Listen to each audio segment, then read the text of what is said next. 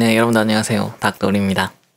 지난번에 대학원 이야기를 영상을 올렸더니 많은 분들이 봐주셔서 감사합니다. 그래서 오늘은 지난번에는 대학원 가서 하는 일이 뭔지 제가 알려드렸고, 이번에는 대학원에 가면 뭘 배우는가, 사실 이제 대학원에서 뭘 배워야 하는가에 대한 이야기를 해보려고 합니다. 그러니까 석사랑 박사 둘 다 오늘 영상 짧게 말씀드릴게요. 그래서 대학원에 가면, 우리가 일반적으로 생각할 때 대학원에 가면 뭔가 학부 때보다 높은 수준의 지식을 배울 거라고 생각을 하죠.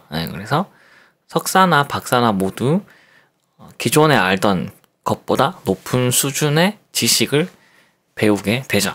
이건 이제 뭐 당연한 거죠. 수업을 들으니까.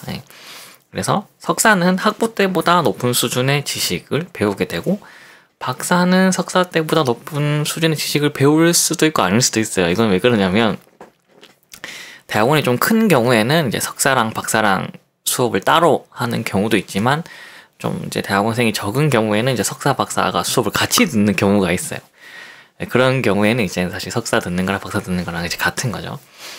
그래서 이게 뭐 크게 중요하진 않아요. 왜냐면 석사, 박사 모두 이제 스스로 공부하는 능력을 이제 키우게 되거든요. 대학원 기간 중에. 그러니까 우리가 학부 때는 교수님들이 이거 들어, 이걸 든다? 이것도 가르쳐주고 저것도 가르쳐주고 가르쳐주잖아요. 그래서 수업을 따라가면 뭐 어느 정도 여러분들이 배우는 게 있고, 이제 석박사 과정, 대학원 과정에서는 사실 그렇게 엄청나게 디테일하게 학부 때처럼 가르쳐 주진 않아요. 그래서 보통 특정한 주제에 대한 개념을 알려주고 큰 틀을 잡아주면 이제 공부는 스스로 하게 되는 거죠. 석박사들이 이제 스스로 이제 그 배웠던 내용 큰 틀을 기준으로 스스로 공부를 하게 돼요. 그래서 교수님들이 어떤 큰 주제를 알려주면 여러분이 공부를 해야 되고, 그 다음에 그 주제를 가지고 어떤 과제를 내주면 이제 스스로 해결을 해야 되는 그런 상황인 거죠. 그래서 학부 때보다 더 높은 지식을 배울 거야 라고 생각하는 마인드, 그러니까 학부 때처럼 수업을 하는데 내가 더 높은 수준의 지식을 얻을 거야 라고 생각하는 그런 환경은 아닌 거죠.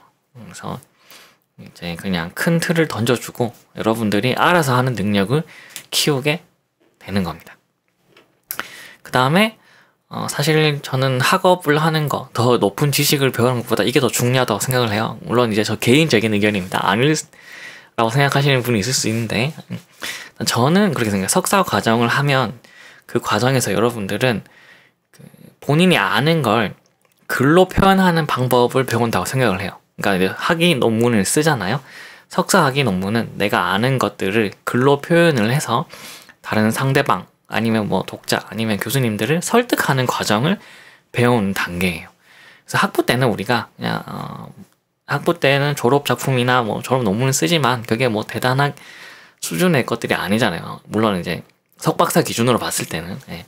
그래서 석사들은 그 학업하는 것도 중요하지만 내가 알고 있는 것, 이거를 글로 아니면 발표로 표현하는 하는 것을 배우는 과정이다 라고 생각을 해요.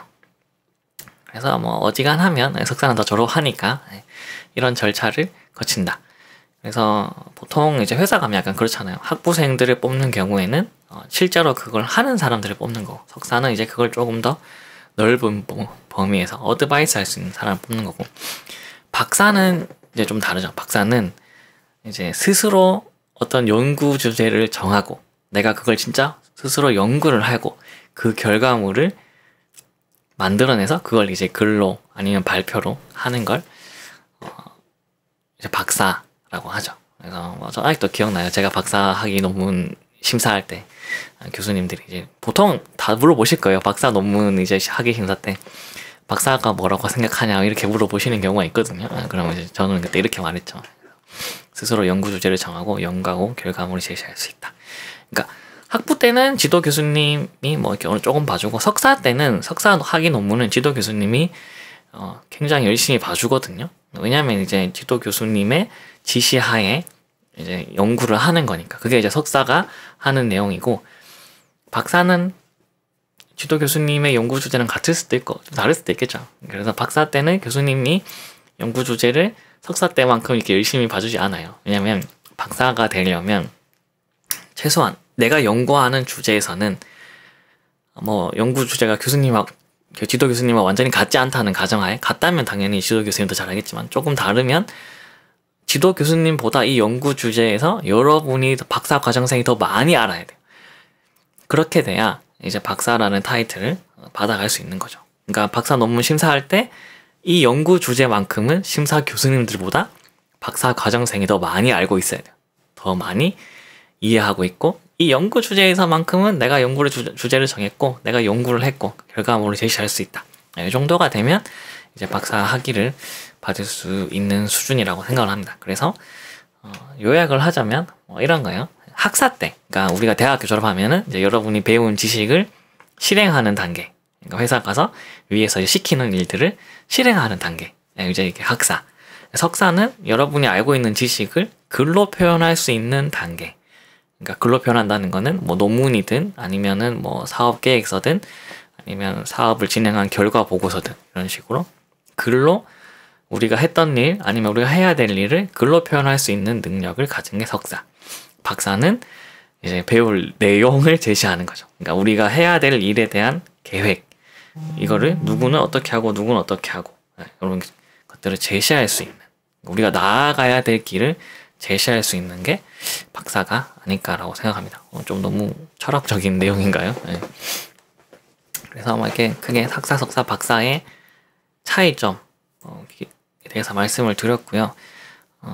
또 다음에 대학원생 분들을 위해서 내가 말씀드릴 게 있다면 또 다시 다른 영상으로 찾아오도록 하겠습니다. 안녕.